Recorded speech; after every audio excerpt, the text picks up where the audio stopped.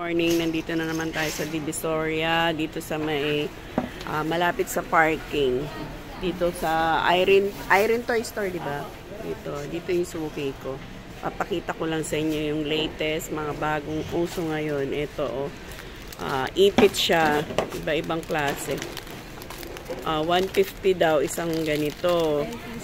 10 pieces. So, pumapatak siya ng 15 pesos. Ang bentahan daw niyan, 35 isa. Ayan, may halaman, may prutas. Merong bibe. Ito yung duck. Ang uso ngayon yung duck. Tapos may heart. Ito yung heart, oh. May smiley, iba-ibang design. May I love you, may happy Valentine, may prutas. Yan, mga bagong uso ngayon.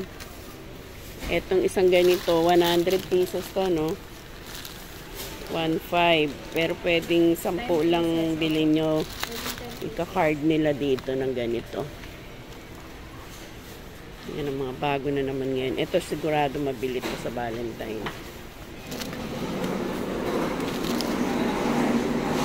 Nasaan pa ba? Meron pa ba? Yan lang. Ubus na yung may mga bear, bunny, tsaka Ganon, chicken. marami pala itong design. May chicken, may bunny, dog. Ito na lang yung natira sa kanila. May sunflower pa nga, naubos na sunflower. Dito pa lang mauubos na yung ating dalang pera. Naipit pa lang na yan.